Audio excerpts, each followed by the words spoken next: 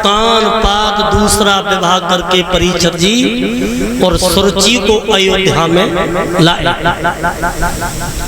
हाय हाय, बड़ी रानी को मालूम पड़ गई कि मेरे पति मेरी सौत को लेकर के आ गए। तो कितनी खुश है, बहुत खुश है कि सौत घर में आ रही है। और आजकल का घर में सौते आ जाए तो फांसी लगा के मत जाओ हैं, लेकिन भाई बहुत बड़ी खुशी है। सुब्बा ने बांदी से कहा कि बांदी ये जल का पात्र ले जा और मेरी छोटी बहन डोला में बैठी होगी, उससे स्वागत के साथ तू महलों में लेके आ। भक्तों, वो बांदी जल का लोटा लेकर के और डोला के पास में पहुंची है और कहा महारानी थोड़ा जल पियो और महलों में चल के देखो तुम्हारी बड़ी बहन तुम्हारे इंतजार में बैठी है। और जैसी बड़ी बहन को नाम सुनो सोई कारे पे पानी पड़ गया। आंखों में लेकर के बोली बांदी, इसका मतलब ये है कि मेरे पति की दो शादी। बोले हाँ, अगर पति की दो शादी हुई है तो बांदी तू तो लौट जा और मेरे पति को मेरे पास में भेज, मैं पति से दो बातें करूंगी। अब राजा आए, अब राजा खड़े हैं। छोटी वाली बोली इधर देखो, ऊपर देखो। अब मूष्टा जैसे पलक मारता है तो देखो जब एक तुम्हारे रानी थी तो फिर हमें कहा बाहर झोंकने को लाए। मेरा लौटा दो पीहर डोला और मेरे जाने जा अवधपुरी पे पड़े गजब का। अरे महाराज, तुमने मेरे साथ धोखा किया। और क्रोध में आकर के कहा बोली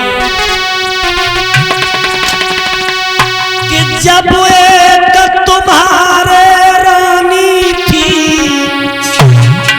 तो मोई भारतों की बेला।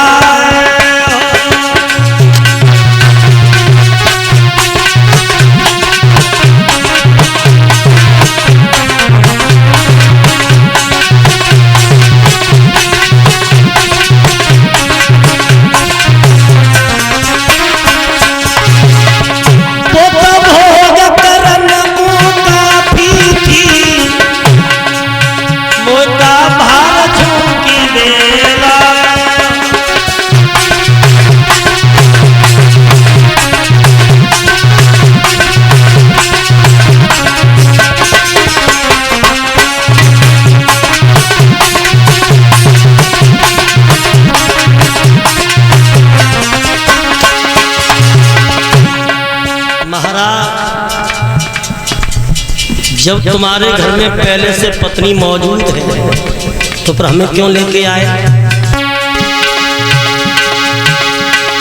एक तुम्हारे रानी थी तो मोए तेरे घर लाए हो। वो भोग करन को काफी मोटा भारत हो के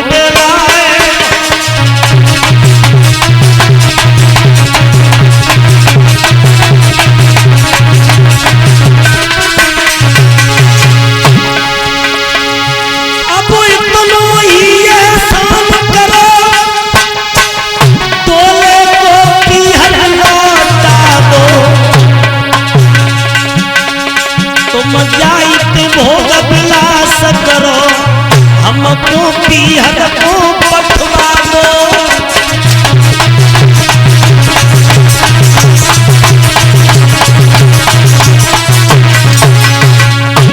महाराज, हम तब उतरे डोला के पहले सौत को देने का। हम तब उतरे डोला राजा सौत को देने का। हम तब उतरे डोला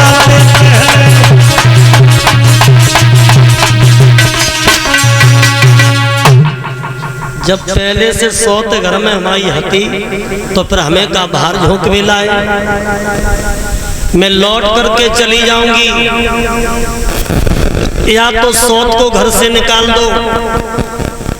और भक्तों जैसे ये सत्य कहा तो मैया सुनीति ने आए के माताओं अपनी सौत के दोनों पांव पकड़ ले और दोनों पैर पकड़ लगी। बहन अगर तू लौट के जाएगी तो मेरे पति का बहुत बड़ा अपमान होगा। तू जो कुछ कहेगी मैं करने के लिए तैयार हूँ। सो आगे बढ़ के भक्तों गाल पे तमाचा मार दिया और कहा देख लिया महाराज ये कुलवंती क्या कहती है। और बूढ़ी बिल्ली भगतिन बन के और चिड़िया घर में रहना चाहती। अगर हमारे बच्चा पैदा होएगा तो जी बच्चे का गला घोंट के मार देगी और तुम्हें जहर दे देगी और मुझे घर से भगा देगी। अगर रोकना चाहते हो तो अपनी बड़ी वाली रानी को पूछो कि मेरी 3 शर्तें हैं। अगर तीनों शर्तें माने तो रहूंगी, न लौट करके अपने पीहर चली जाऊंगी।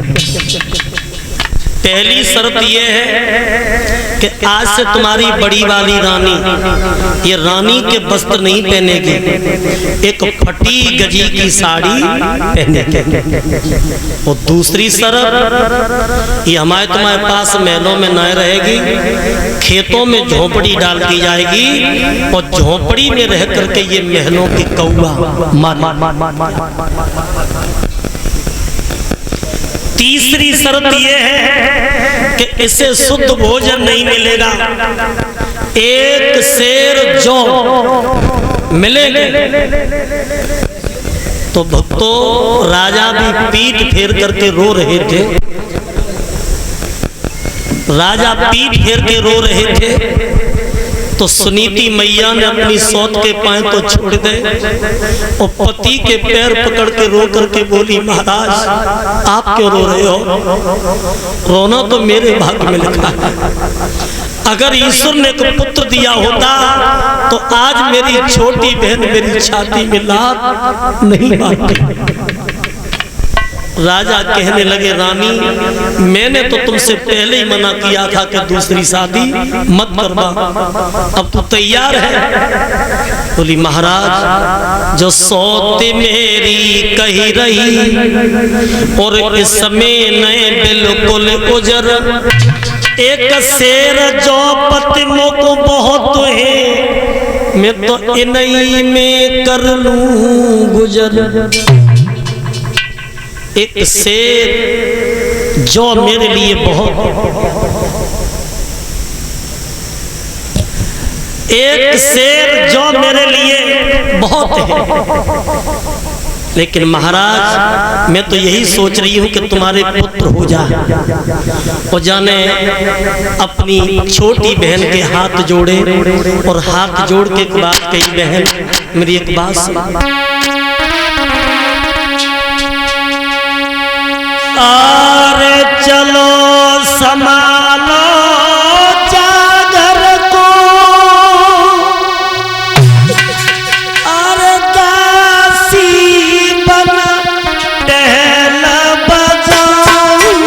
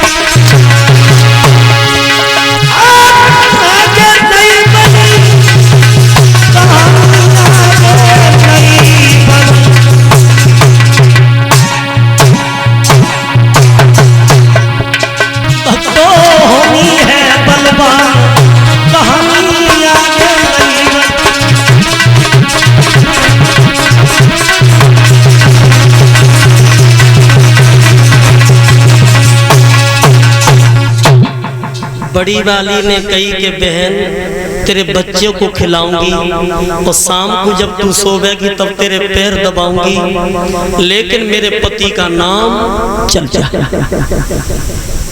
माताओं जो रानी के वस्त्र पहने थी वो वस्त्र उतार करके फेंक दिए, एक फटी गजी की साड़ी पहनी और रोती हुई महलों से बाहर निकली है और खेतों में जाकर के जाने झोपड़ी बनाई और झोपड़ी में रह करके ये महलों के कौवा मारने लगी।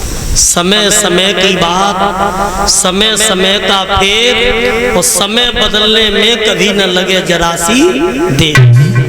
कोई दिन ऐसा हो कि हलवा पूड़ी रोज खाए को मिले, कोई दिन ऐसा हो तो कि हलवा पूड़ी खूब खाए को मिले और कोई दिन ऐसा हो तो कि रूखी रोटी को टोटो और कोई दिन ऐसा हो कि गद्दन पे न नींद आवे और कोई दिन ऐसा हो तो टूटी खटिया को टोटो। देखिए जो रानी थी वो काग बड़ानी बन गई और महलों के कौवा मारने लगी।